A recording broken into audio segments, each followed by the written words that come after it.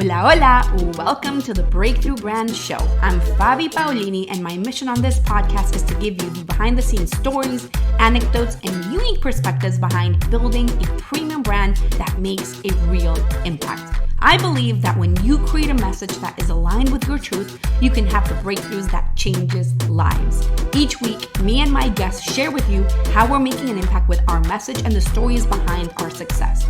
So that being said, let's dive into today's episode.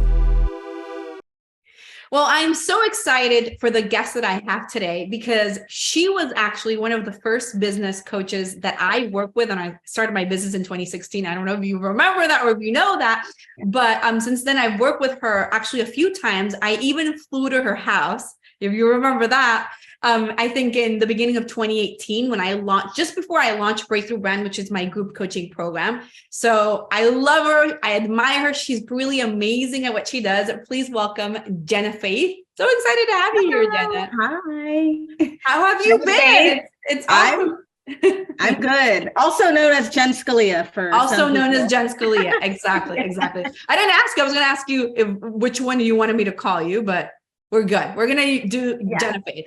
So, okay, tell us a little bit of what it is that you do. I know what you do, but let's tell the audience what you do. So in a nutshell, right, because I definitely do a lot of different things, but I really help people with their visibility blocks and money blocks around growing their businesses online. So I mostly work with personal brands, but kind of venturing out into other industries and companies and things like that. Be heading into my 10th year this year, or 2023. So yeah, I mean, I love working with people on really helping them like embody what it means to be an entrepreneur, because I feel like that part is like where a lot of people get hung up. You know, you can teach all the strategy and all of that stuff, but if we can actually get into that mindset of what we have to do as an entrepreneur, it's a tough road. Yeah, absolutely. That I feel the same way. It's funny because I was going to ask you, and you answered it, what you feel matters most, if strategy or mindset? Well, I used to think it was like 80-20, right? But now I really do think it's like 90-10, like 90% mindset, 10% strategy. Yeah. But also in saying that, the strategy is still very important. That 10% is still very important. Without it, you don't have a business either, and you're not going to make money. But definitely the mindset, because the strategy is out there. You know, people can find the strategy on YouTube, on TikTok, anywhere, right? Exactly. So why isn't everyone successful? It's because of their mindset and how they approach their business. That's it. And, you know, I feel like you've always done mindset work. And I was going to say when I started, I remember that you always did mindset stuff, but I feel like before your focus was a little bit more strategic. And now mindset has, like, I think of you and I think of mindset even more than business and strategy. It's so funny because in my own evolution, in my own business, that's what I've been doing as well. Not necessarily publicly, but internally, it's like, no, I really feel that mindset is at the core. Can you kind of tell me a little bit about what that evolution has been like for you? Yeah, I mean, it's similar to what you just said. It was like people were coming to me for strategy, and I was really good at that. I have a lot of experience in marketing and social media, and people would come. And just after working with so many people, I mean, I've worked with like 3,000 people, like individually, and it was always the same stuff that was coming up. You know, it was the visibility blocks. It was, I don't know if I'm good enough. It was the imposter syndrome. It was, who am I to charge these prices? So most of the people I worked with closely, even though they came to me for strategy, we always ended up working on the internal stuff and the mindset. So I was just like, obviously, this is really the thing that people need to master in order to really get to where they want to go. That's it. I that's what I feel more and more. And it's so funny because for me this year, I re-recorded most of my program, if not all of it, which has taken a lot of work, but it's because I feel like, you know, there's so much of that piece that's necessary to be included within the strategy. And in my case, within the messaging, right? Like, okay, yes, you can have a great message, but you need to embody it first. Like you need to believe it first. You need to really, just be one with what you're saying. So I really feel like that mindset and energy piece is really fundamental. Okay. So tell me your story. How did you get here? what brought you to where you're at today? Lots of things, but this particular business, I mean, I would say, my dad was an entrepreneur. He was an entrepreneur from when he was like 14 years old, but it was never taught in my household to do that or to be that. It was always more of like a negative thing, like you have to work really hard type of thing, but I do feel like it was just always like in me to do that, had a couple jobs when I was younger, my 20s and things like that. But I always had like something on the side. I was always trying to do like my own thing, start my own little like traveling, massage business. Like it was always something that I was trying to do. Even before this business, I was had a clothing line with my ex-husband. So like I always had that in me to like want to do my own thing and be an entrepreneur. But this particular business, I had actually gone back to work after I had my son. And I was hired to like do social media for a huge casino, which was awesome. It was literally the dream job. Like I was getting paid to like be on Facebook 40 hours a week. So I loved my job, but I ended up getting laid off. And after that, I kind of got like internally like pissed off. And I was just like, okay, nobody's ever going to tell me that I can't work or that I can't make money or that I'm not going to get a paycheck. So this is when I discovered coaching and online stuff, because I was thinking in my head, like, well, if I'm doing social media for these like major companies and major brands, why can't I just do it for myself and like do my own thing? So it really started there with just using my skills in marketing and social media to kind of build up my own business. Through that, there's been a huge evolution, as you mentioned already, just from trying to figure it out. And I think that that's normal. I think we all, nobody goes into business with everything perfect, like we're going to evolve. We're going to decide what we like, what we don't like, what works for us. So there's definitely been an evolution in the almost 10 years because I started in 2013. That's amazing. Well, what do you think is the thing that has, I think we're going to come back to the same topic, but I'm still going to ask it, contributed the most to your success? Well, definitely mindset. That's why I was like, I think this is an obvious I think it really question. is like my experience, and I had to fight my own battles, too, because I'm a huge introvert, hugely private person. Everything that I did before I started this business was always behind the scenes. I was like the right-hand man. I was like somebody's helper and assistant. I was always helping other people shine. So like when I came into this business as an introvert, like the idea of like having to blast my face everywhere and have a big header on my website with my picture it was scary to me. Now it's like Jen's taking 10 selfies a day and I love it, and doing TikToks, but it definitely was hard for me in the beginning to overcome that. And so mindset definitely played a big role in, my vision and overcoming the ego bullshit that comes up because I was stopping myself, from really being able to help people and make an impact.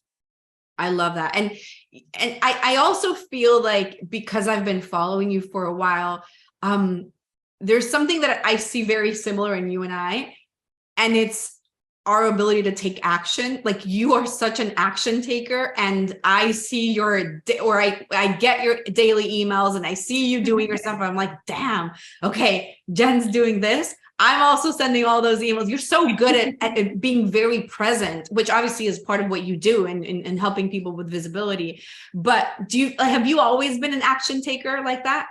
Oh, for sure. Yeah. And like I said, because I was always behind the scenes, it was always like I was doing the work, you know what I mean? And letting somebody else shine. But you make a huge point, and that's something that I overlook personally because it's just who I am. Like if I make a commitment to something or I say I'm going to do something, I just do it, and I've always just been very committed to my work. I've always been, had a great work ethic. That probably comes from our, Spanish heritage or background, right? Having like a really good work ethic.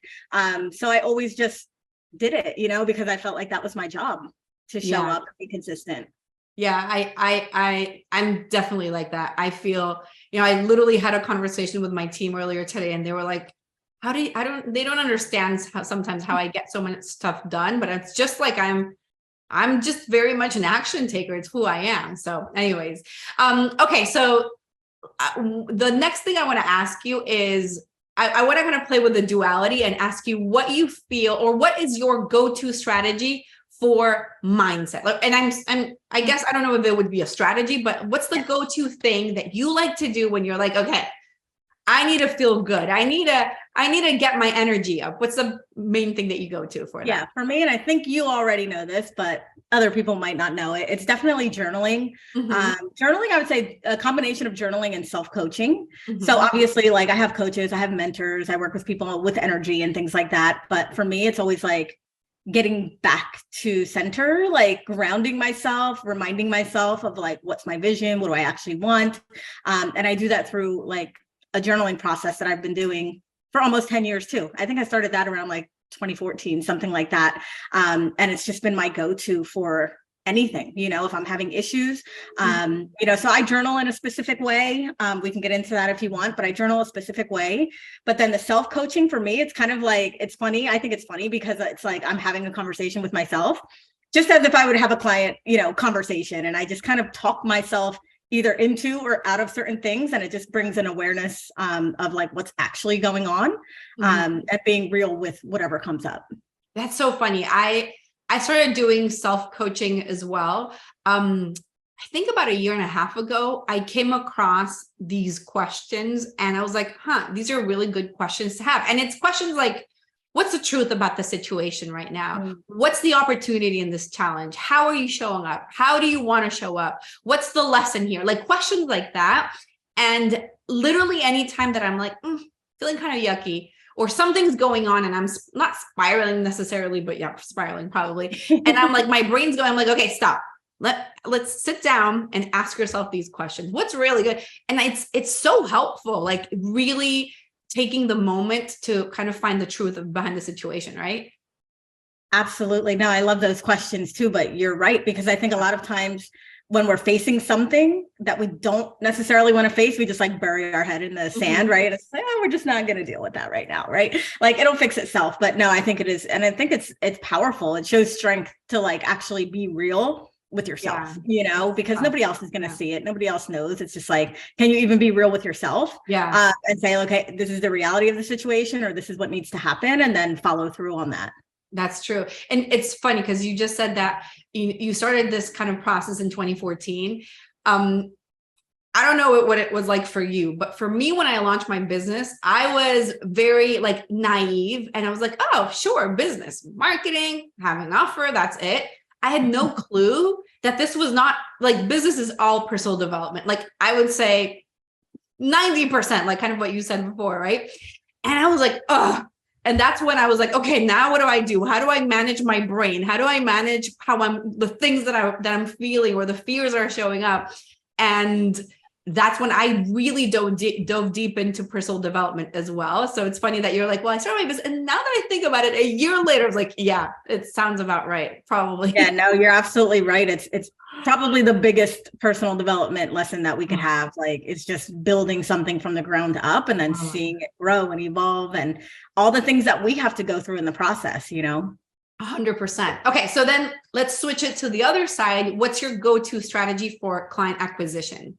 Oh, well, There's a million. For client acquisition, definitely I'm more focused on partnerships. But my number one strategy for like marketing and nurturing those leads is definitely email marketing. Yeah. That's my jam. I love email. And I was just made a post like businesses who aren't utilizing email, they're leaving a lot of money on the table. So I'm really passionate about that and audience growth in general, because I feel like a lot of people, at least in our space, don't really teach that, which to me, it's like, wait a minute, like you need traffic, right? Like you need leads, you need people to sell to. So 100%. And I've always been similar to you in terms of like, I just love writing. Like I love creating. And when I started my business, I would email maybe like twice a week. And then slowly that turned into 3 times a week. And now I literally email every single day. And I have a strategy in terms of like on Monday, this is the type of email I send out Tuesday. So every day of the week, there's something specific. So it's not as difficult as you would think, but I'm very similar to you, like super active. And I love your emails. I think that your emails are really, really good. Thank you. Yeah. No, I mean, I was the same way. I remember committing, I was like, I'm just going to send, because I would, sign up for other coaches and gurus and stuff. And they would always send their emails out like like clockwork, right? So I was like, oh, I'm gonna Wednesdays at 10 a.m. I remember that being like my first commitment to writing an email. Every Wednesday at 10 a.m. I'm gonna send an email. And the same as you, it was like, oh, I have more to say, So then that turned into 2, and that turned into 3, and then that turned into every day. So we're pulling back a little bit, now, but I find it easy because that's my wheelhouse, right? So some people might not feel the same way, but it's like, find what works for you. What's the thing that's like very easy for you to do, and commit to doing that and showing up 100%. That's literally usually what I tell my clients too. Like, if you're great at writing, go. If you're great at video, go. But committing to doing video when you're like, I hate cameras and I hate doing videos, it's like, you're going to do it for a week and then you're going to just stop doing it. It's what's the point, right? Yeah, you just set yourself up for failure when you do that. I mean, I know that there's people who like praise doing like 365 live streams. And I'm like, that is something like, I know for myself, I would never commit to that. Like, I just know I wouldn't follow through with it. So why would I even set myself up for that? Yeah, no, 100%. And for me, especially because despite the fact that I'm super active in terms of content creation, I'm very strict with the weekends being the weekends. Like, I will log out of my email, out of Facebook, out of everything. And I will be very present with my family during the weekend period. I'm like, never going to do weekend stuff. I mean, unless, I don't know, like something specific happens that I'm like, okay, I'm going to send an email during the week or something like that. But I do not. Oh, so the other thing I was going to ask you though, about content, do you write your content like on a day-to-day basis, or do you like batch it or something like that? I always write my content in real time. I get that question a lot. People are like, how do you do that? But I think that there's just a different energy when you're writing it in real time, and it's something that's like relevant right now, like people that translates. Not to say that batched emails can't be good, right. But I just feel like it's a different energy, and I feel like you can also feel that when you receive the email. Now, when it comes to like videos and TikToks, I'll batch those because this requires a lot. But most of my writing is just in the moment. What am I feeling right now? What do I want to say? What do I want my audience to know right now? Right. I do something similar. Well, I write my emails usually on Fridays or my content for the following week. Right. So it's kind of live-ish. I mean, it's just 5 days away. Yeah. But then also I'm just very open to downloads that come through. And for whatever reason, almost every time when I am putting my middle child to sleep at night, like as she's falling asleep, I'm like, Eureka. And I like take out my notes app on my phone. I'm like, just write. And sometimes then when I organize my content on Friday, I'll be like, okay, the email that I wrote on Wednesday night or whatever, that tends to work for me as well. But for me, I have to sit down one day a week and be like, okay, I'm organizing everything because you're very organized. I noticed that. But I like what you said about the trigger of like, when you're putting your daughter to bed. So for me, it's like my journaling, because I'm committed to my journaling every day. And once I'm doing my journaling, like something always comes. I'll like write a line and I'm like, ooh, I can use that for content, and then it's like, oh, I want to talk about that in my email. So I kind of set up these like trigger events. So it's like, I know when I write my content or when I do my journaling, I'm going to get the idea for my newsletter. And that's the next thing that I do. That's true. Isn't it funny how everything becomes content now, that you're like something happens like, oh, you go to the supermarket, content. Exactly. Your life is like, ooh, I'm going to write that so that I don't forget. And everything is content in this world that we live in. What else? So the other thing that I was going to ask you was, what platform are you really feeling right now? Definitely TikTok. Yeah. Even though I haven't posted.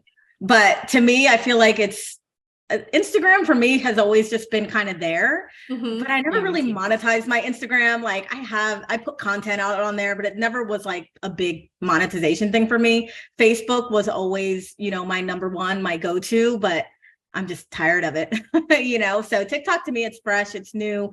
I think that the reason why I like it is because it really allows you to just be you, show your personality. Like people can really get to know you, even though it's a very short video, like your quirks, your personality, like how you operate, how you move. Like, I think that really creates connection with your audience. And I love that it's a very organic growth on TikTok. Whereas like some of the other platforms, like it's pay to play. Facebook is pay to play. Instagram is pay to play. Whereas TikTok, it does require a lot of commitment and consistency, but you can grow really, really fast organically. Yeah, 100%. For me, I feel the same way. And as a consumer, I love TikTok. It's 100% my favorite platform to be on. Like if you could choose one for me to actually consume content, because at first, very similar to you, I was like always on Facebook, and I'm still always on Facebook in terms of content creation, but not necessarily consuming other people's. I'll read stuff. Yes. Like when I open up my Facebook to share my stuff, I'll read people's stuff. But like for me to actually sit down and watch a whole 3-minute video, that's me on TikTok. Like anytime I have a minute, and which I don't have a lot because I have 3 kids and a business, you know how it is.